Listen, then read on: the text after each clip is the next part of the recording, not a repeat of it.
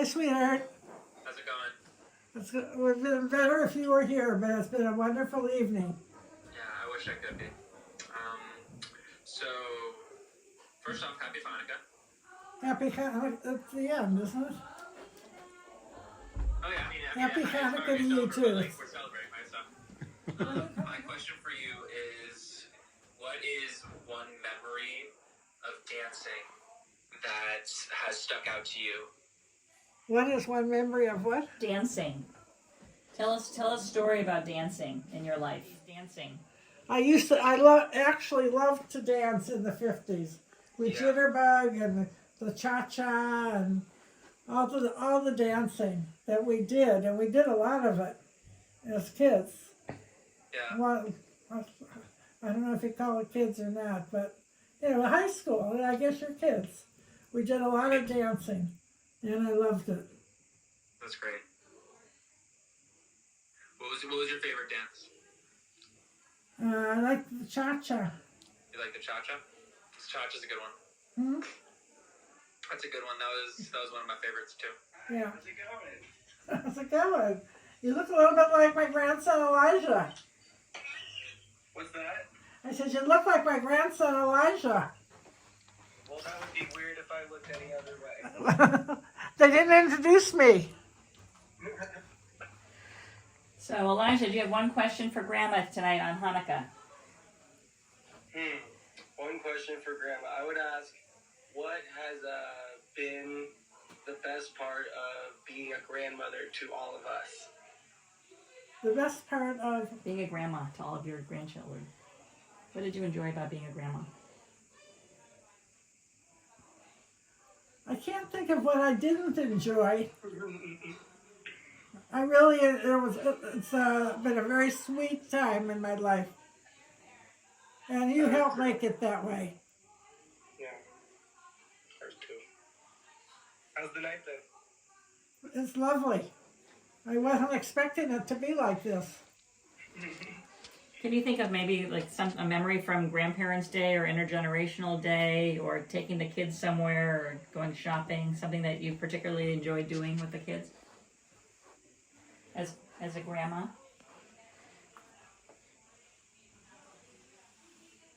I have really enjoyed being a grandmother, but I also enjoyed being a mother for the most part. Being a mother is more difficult. A grandmother, you just have all the sweet things around you, and I don't mean food, but so I would say that both being a mother and a grandmother have been the most important parts of my life. Okay, what was it like growing up with your siblings? With my siblings? The truth of the matter is, I had siblings, but I didn't really grow up with them because we were too far apart. My brother was killed when I was 7, so then it was just my sister and myself. And Miriam was 8 years older than I was, and so she was going to college when I was about 9. So I would say more than having siblings, I was with my parents and friends. Do you want to tell a story about Arlen and her roommate? Her being the stand-in for her roommate, Jean Peters, and that's how you ended up out here? Right. When Arlen was in college, she was, I forgot what you call it. She had her roommate from college became a kind of a movie star. And so Arlen, I don't know, what would you call it? What did she do? I think she was an actress. Well, Arlen was an actress, yeah. Yeah, I think that you told me that Arlen was Jean Peters' stand-in Right. when she was doing like movies and things like that, right. and then kind of became an actress, and then everyone kind of made their way out here because of that Well, and other because reasons. Joey proposed to Miriam, and they were going to get married, and then my parents were somebody who kept saying, move to California and we'll follow you out there. And they did. I mean, we weren't out there that long before they came. And then your mom ended up on my street where I live now, on Clark Drive, behind the Ivy. My mother was there before you. Well, yeah. She said it that way, Rachel. Oh yeah. She moved. She lived on the same street that I now live. Right, Yeah. right. And she would have loved it if you moved across the street from Yeah. her. You would have made her the happiest woman in the world. Yeah, and we would have had free parking at the Ivy forever. All right, Grandma. If you could have brought one part of Cleveland with you to Los Angeles, what was your favorite part that you would have brought?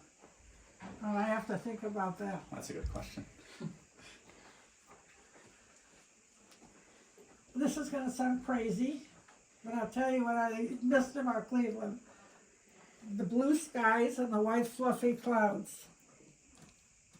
Sound ridiculous? No, it's good. You know, here, we didn't have that in California, really. And that's really what I miss when I'm not, you know. And I appreciate it when I go outside and I see white fluffy clouds, but you don't see them very often here. Okay. No, you're all going to look for white fluffy clouds. So. All right, I'll ask my one follow-up question. What was your favorite restaurant to eat at in Cleveland? And is it better than the Cheesecake Factory?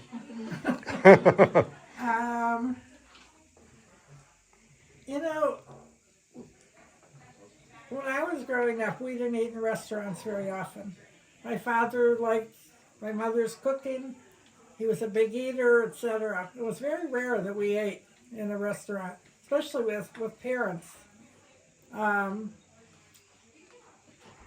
So I don't have a lot of memories of eating in Cleveland. If we'd go out on a date, we'd obviously go out to eat afterwards or something like that. But Cleveland wasn't that kind of a city at the time.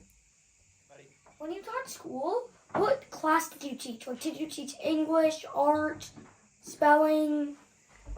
Say that again. When I started school. When you were a teacher, when I what was a classes did you teacher? teach? When I was a teacher, my very first class was second grade. Yeah, but I'm saying inside second grade, which class did you teach? Like art. She taught all. The second grader was always one class. He went to school in the morning. You had the same teacher. I don't know if your school was the same, but when I went to school in Cleveland, whoever was the teacher all day. So you taught every single class? Yes. Every subject, yeah. Oh. All right, Sasha. What were some of your childhood pets? What's some of my childhood what? Your pets. My past? Pets. Oh, pets. I really didn't have any pets, but when you asked the question, I thought about the dog next door. The woman next door had a dog whose name was Brownie, and nothing was fenced in. So if I was sitting on my porch in the house, Brownie could just come over and sit down next to me. I mean, he wasn't locked up in any way. So he was as close to a pet as I had. Except the second amount, we had hamsters. When I say we, I had a cousin who was a medical student, and he brought and he was living with us because he went to Western Reserve, and so we had hamsters in the house. And most of the hamsters would get out of the cage and run around in the basement.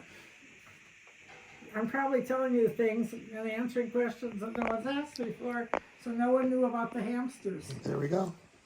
What would you say, describe your life like when you were in high school before college, what your high school life was like in Cleveland? I really have to think about that.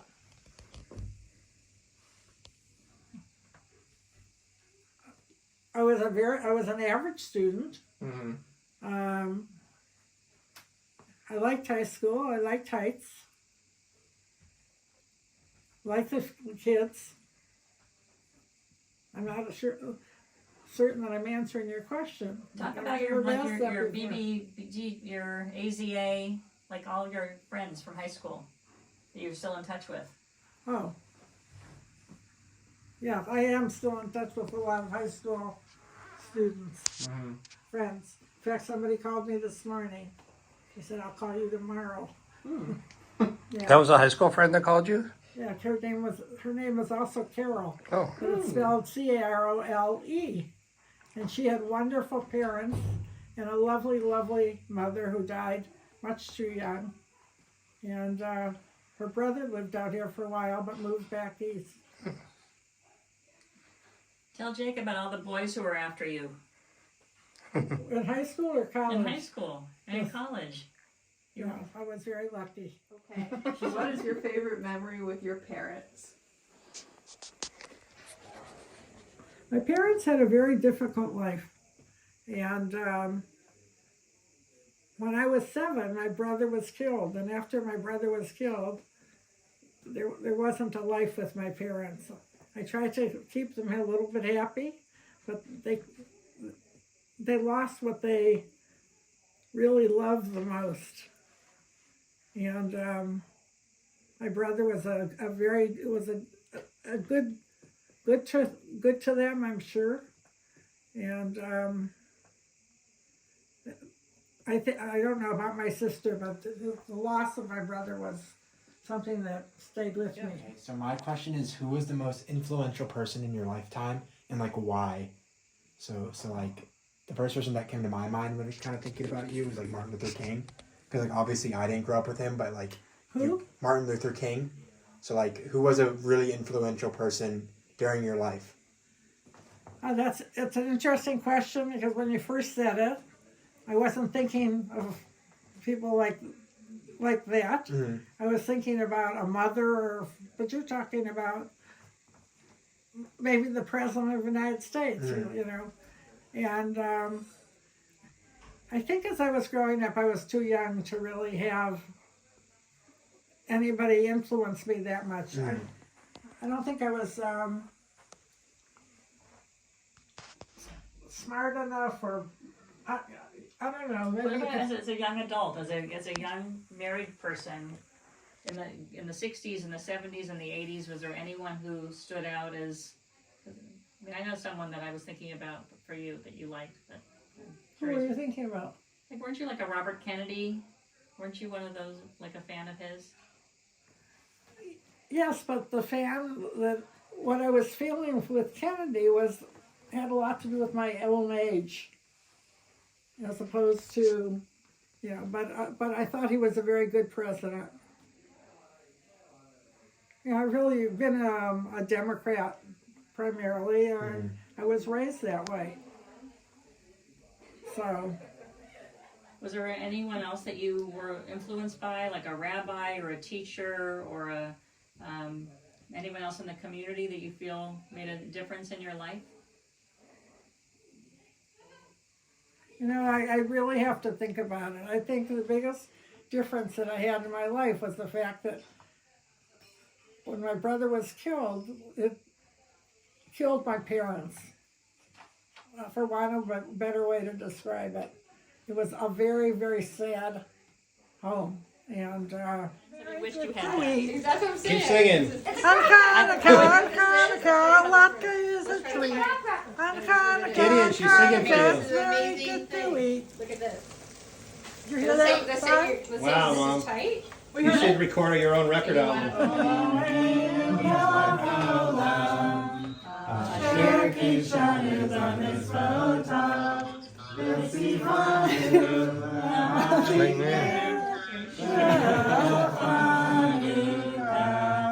Baruch atah Adonai, Eloheinu melech haolam, she'asa nisim lavotenu, hayamim ha'hem ha'azman hazeh.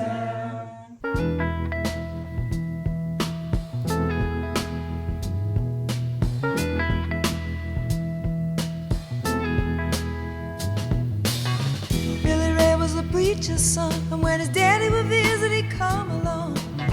When they gathered around and started talking, Cousin Billy would take me walking. Out through the backyard we go walking. Then he looked into my eyes. Lord knows to my surprise, the only one who could ever reach me was the son of a preacher man. The only boy who could ever teach me was the son of a preacher man. Yes, he was.